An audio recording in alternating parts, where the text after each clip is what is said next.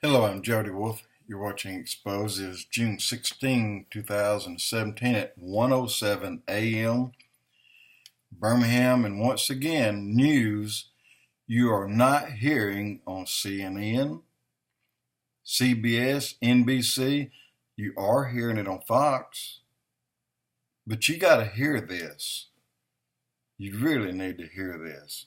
So here we go. This is Noah Nathan, I apologize, and apparently England or BBC or somewhere, but listen to Steve this. Scalise and several other Republican lawmakers were shot by a deranged leftist gunman this morning. The shooter asked if the representatives were Democrats or Republicans before opening fire. Representative Mark Walker said the gunman, quote, was there to kill as many Republican members as possible. Before the shooter was named, I was smeared by the left for saying this was a terror attack carried out by an anti-Trump leftist radicalized by hysterical mainstream media propaganda. Oh look, turns out it was a terror attack carried out by an anti-Trump leftist radicalized by hysterical mainstream media propaganda. He was a Bernie Sanders voter. He said Trump should be locked up for treason. He was obsessed with conspiracy theories about Russia interfering in the election. He loved The Daily Show, John Oliver, and Rachel Maddow. He literally said, quote, one of my favorite TV shows is The Rachel Maddow Show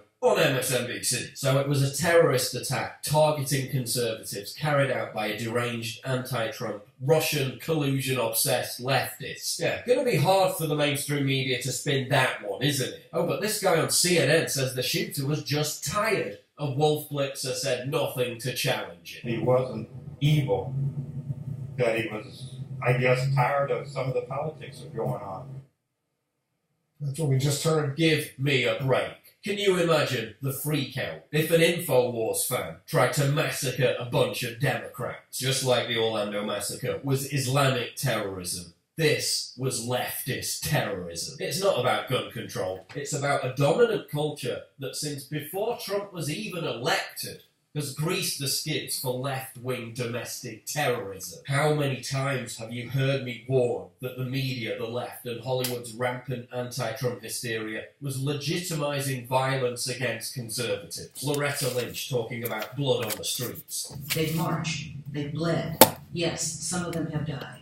This is hard. Kathy Griffin mock beheading Trump. New York Times sponsored theatre productions where Trump is assassinated. The media applauding the whole punch a Nazi movement. Almost exactly a year ago, crazed left-wing lunatic Michael Sanford tried to assassinate Donald Trump at a rally in Las Vegas after he grabbed an officer's gun, and the media barely even reported on it. Celebrities envisioning anti-Trump violence over and over again.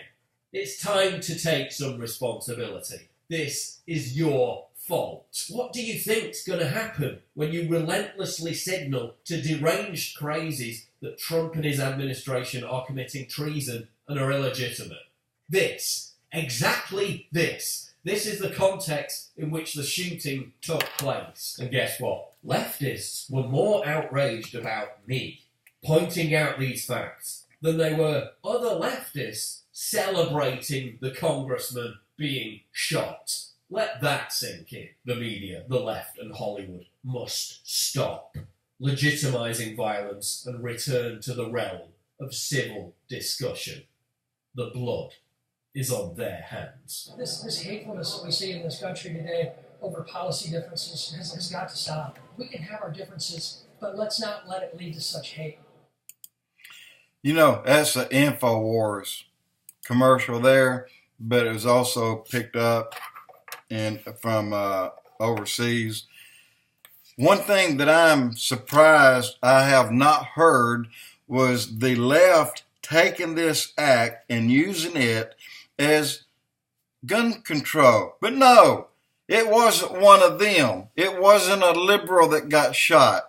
So why should they use it against gun control? That makes sense to me.